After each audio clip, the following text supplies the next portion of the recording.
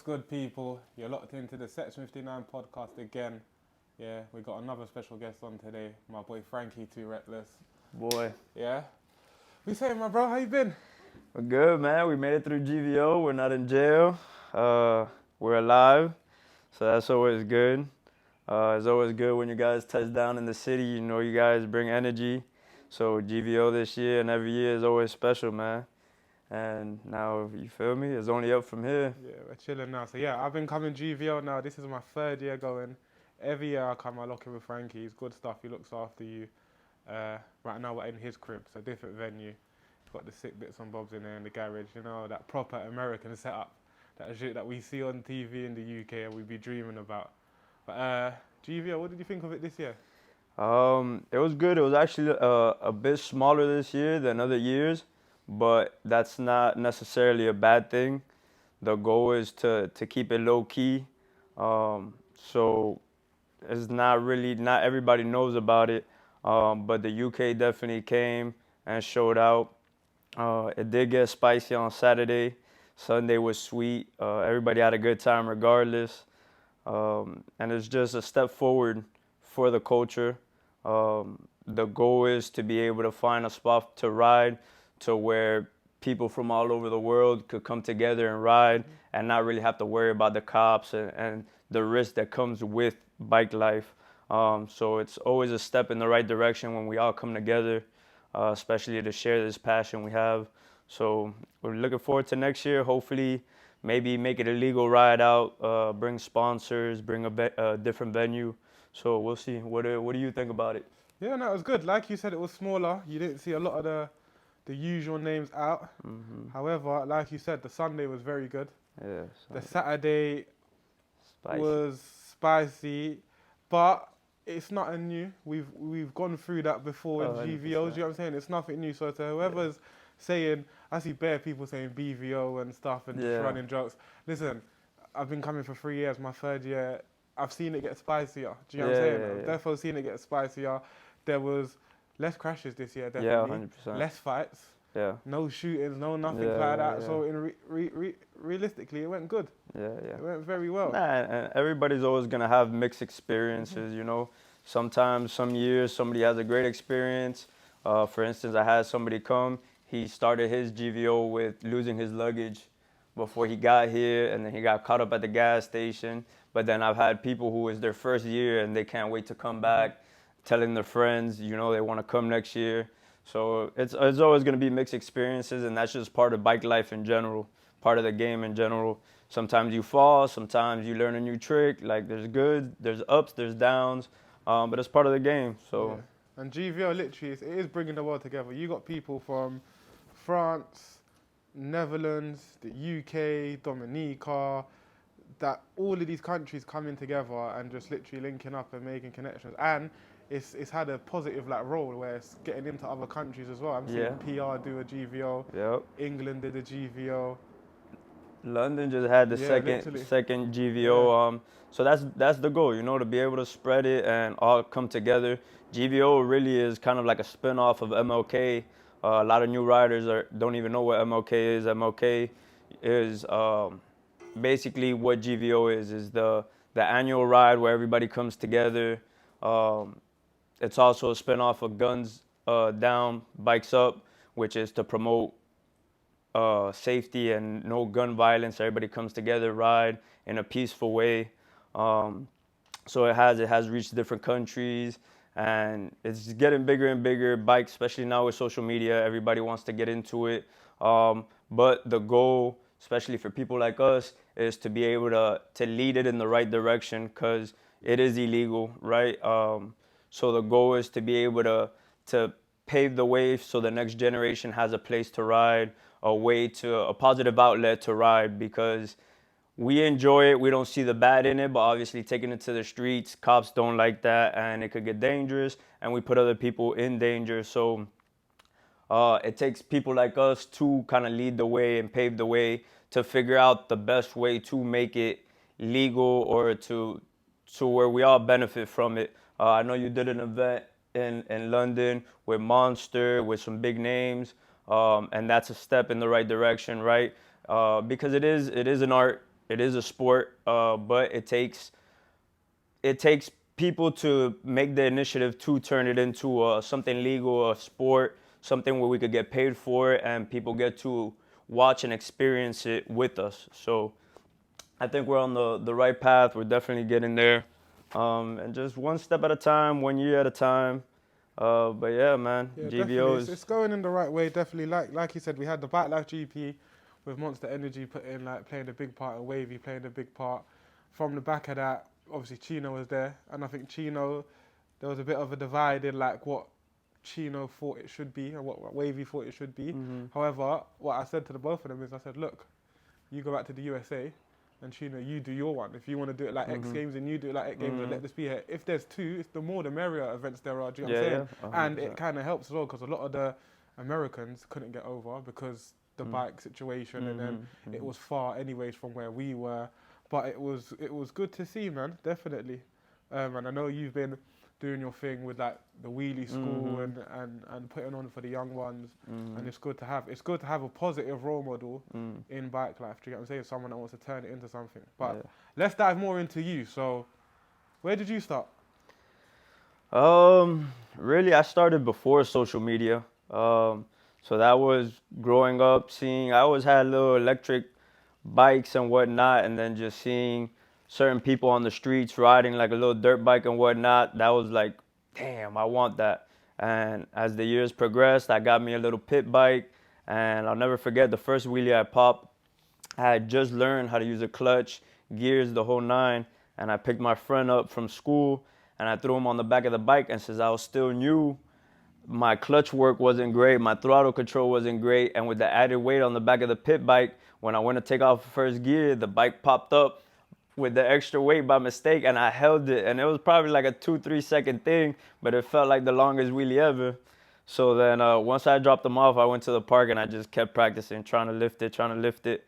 And then that's just how it began. From there, as you know, anybody who hops on a bike, the minute you get that feel for it, it's an addiction, bro. And it's something that you get to watch yourself progress in. It's something fun. And a good thing too with the bikes, especially in this generation with the e-bikes and all that, it's a positive outlet because kids are usually now glued to the TV, glued to the gaming systems. So the bikes brings them outside, lets them network, that real person interaction, not that online things.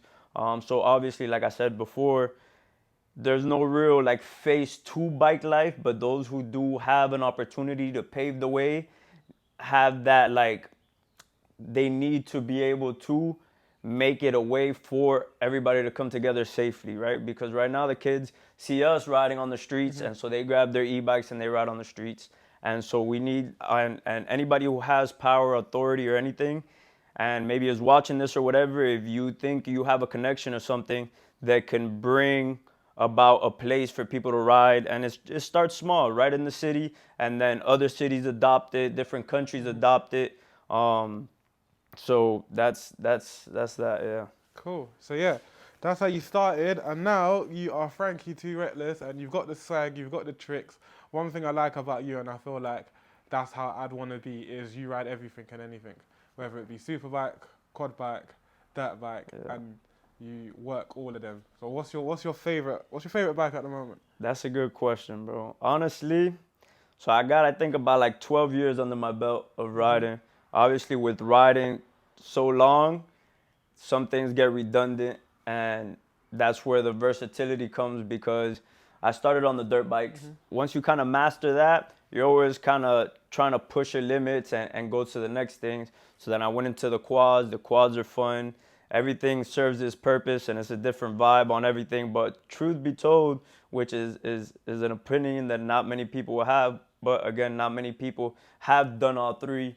But the street bikes, to me, especially in Miami, is more ideal because I get to bus missions, ride around all the time. It's more legal. I could wheelie on the highway at 70. It's just something that I get to use more. And again, it's fun, it's smooth, it's controlled, it looks cool. So I think personally, and again, maybe it just comes from how long I did the dirt bikes and the ATVs, but the street bikes right now, that's where I like to be on. Yeah, you had that. I remember we came over last year. Was it last year or the year before? You had the S1, the new shape. Yeah. S1. That was a very good bike. Something that I'm looking at myself. And now, what did you say you got now? Yeah, so right now I'm building 2 bikes. I have a 2005 Gixxer 1000, stretched out chrome, very early 2000s biker boy stuff. It's on boost, it's turbo. I'm doing a special wrap on it, so stay tuned for that. You guys will get to see that. And then I also have a 2024 Gixxer 1000, because that S1000 we talked about, I actually went down on it. Always make sure your tires are good, man, and make sure you're always in a good headspace before you ride. Don't drink and drive. So I went down on the S1000, also blew the motor on it. So I ended up getting rid of that, and I bought a 2024 Gixxer 1000 that I'm currently also building. So I'm excited for that. You've been on a street bike before or no? Yeah. Street bikes is a different ball game, and that tunnel vision you get from cutting through traffic, it's a different feeling, man. No, they are good. They are good, definitely, man. So, cool. We'll start in the States, yeah, because obviously I know you're a man that's traveled. Yeah. Was it last year you was in Tokyo and I saw you ride? Japan, yeah, Japan, that was a little, yeah. That was like a little over a year ago. Yeah. But where's your best place you think to ride in the States? In the States? Yeah. Oh, it all really varies, man. Like, throughout the years, bike life has changed and stuff. So I could probably go to the same state I went a couple years ago, and it won't be the same energy. But I enjoyed riding in Atlanta a lot. Atlanta was fun, but again, that was like peak bike life. Besides that, there's no place like Miami. Yeah. Miami is different, man. You get to post up. I've here in Miami, I've gone to the clubs, put the dirt bikes out front. You could take it to the beach, do a lot of different things. But like you said, I've been to LA to ride. LA is pretty dope. Philly, New York. I really don't like New York. My bad to all my New York people, but the streets are too crowded, too many cars. You got undercovers, all type of shit. Too many potholes. But Philly was dope. DC was dope. But I think top tier, I gotta stick with Miami, man. Truthfully. Yeah, no, it's a different thing when you get to come ride palm trees, weather's good. The weather, man, you can't the beat roads, like you said, New York. I'll be scared riding in New York. The roads are tiny. When you see them police chase videos, especially on quad bikes, I'm like, I don't know how they're getting away. Whereas Miami, it's the one still. But cool. Talking about overseas, where's the best place you've ridden overseas? When I went over there to London, London was a dope experience. And luckily, because you know the weather over there is very hit or miss. That Sunday, the weather was great. It reminded me of Miami. Streets was cool. It was a good time. Japan. When I went to Japan, I wasn't initially going to ride. It just so happened I came across somebody that I knew from over there. And he did me the favor. He went to the dealership, pulled out an R7 for me, kind of took the tag off and whatnot, and took a little spin. Where else? I've done a couple islands. I actually have, I went to DR for 2 weeks with my boy, and that was great. Hit the mountains, spent the whole 2 weeks on the bikes. So that was also a dope experience. But again, a lot of it comes with the people you're with, you know, the energy that comes around. What's a place you're excited to go to? What's the next stop for you? I feel like America's the one, innit? Because you've got so many states. It's like it's all different, innit? So I don't know. I wanna ride in Baltimore definitely. Okay, yeah, Baltimore. But if we're not talking states, I think I'm excited. I'm maybe going Dominica. Dominica, they've got that, like you said, they've got that legal thing that goes on that once a year now that they've started. And it looks sick. There's competitions. They got all type of bikes, T-Maxes, street bikes, dirt bikes, everything. So I feel like Dominica is where it's that little island vibe. Definitely. I'm due for a trip over there too. So probably whenever they do host that event, we will probably link up over there as well. All right. And in the States as well, didn't you have some running with the police for this stuff? Yeah. It's been a lot of cop troubles since, imagine, like I said, I got 12 years in. So between one thing or another, I've had cops off Instagram live videos, whether somebody sent it to them or I did get heads up that they watch it and they be on the lives. So I I wheelie past a motorcycle cop, and they got hands on that footage, came knocking on my door for that.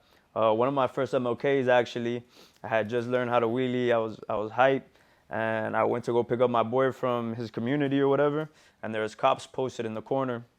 This was back maybe like 2016. And so the cops started chasing me. It was like 3 of them.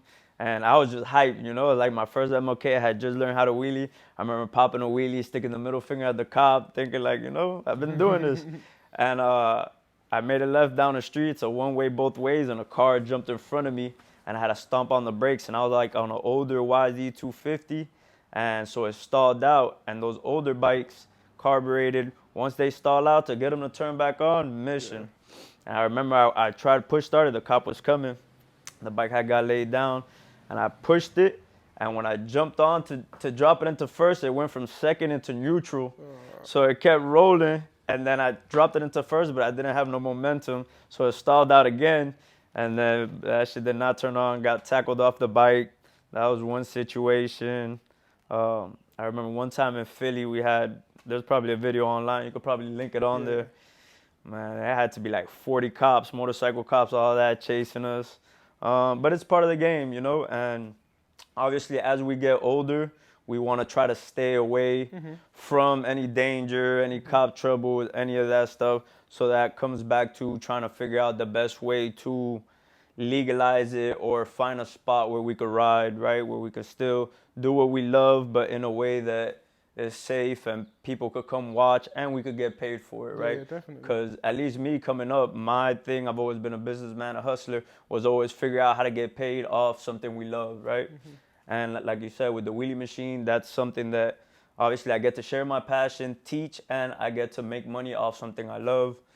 So again, that was always the goal. And like I said, I think we're both on the right path. We're doing something different, and we're trying to lead the next generation into something that's going to be positive for everybody.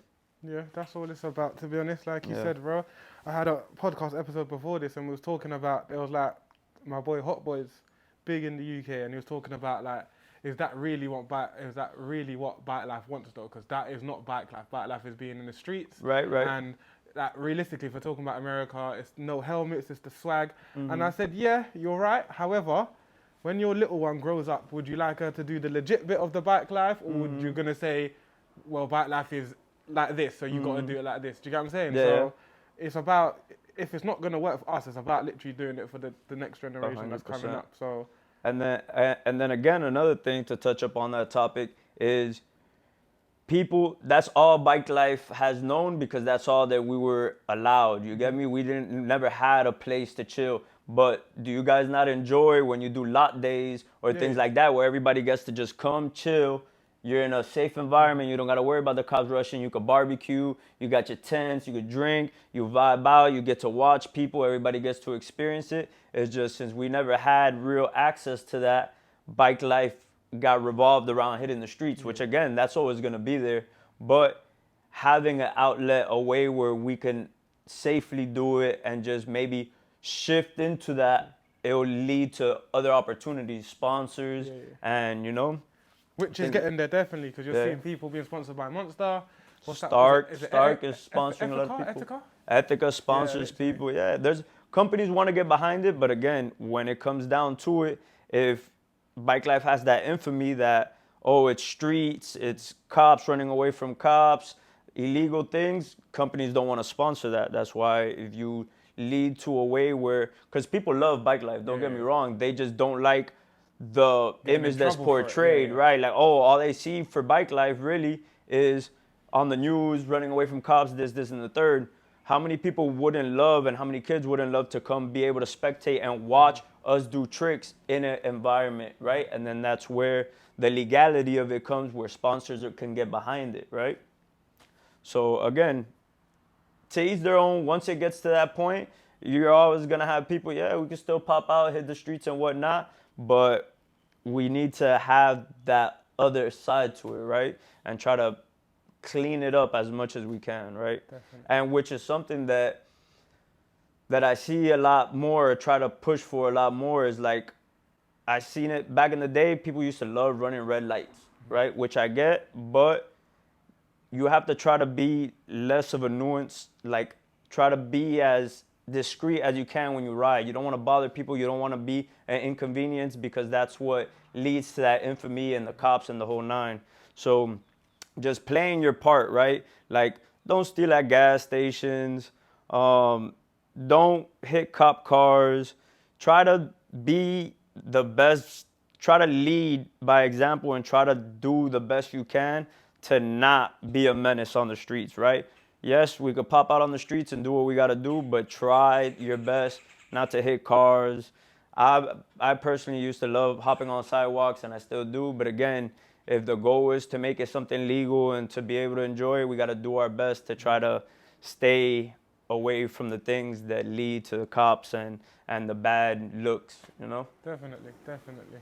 So cool. Let's touch on you riding in London. What did you think of that? What did you think of how London was great, bro. I love the energy. We got to spend a day at the shop that day that the weather was kind of off and stuff, and you got to see how everybody comes together whenever somebody's bike was down or needed an inner tube or whatever the case is. Everybody came together, real OG bike life shit, right? Helping each other out, getting their bikes ready to ride.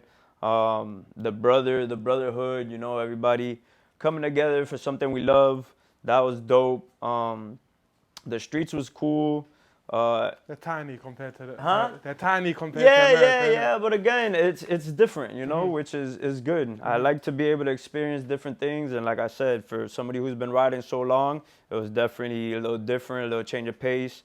Definitely looking forward to going back. I didn't get a chance to go this year. I heard it got spicy. The Friday was sick. That was perfect. The Sunday was spicy. So yeah. And again, that comes from social media, right? So obviously, the first year was cool, caught everybody off guard. Everything was cool, and then obviously the next year, whether you start promoting it or whatever the case is, cops are on social media as well.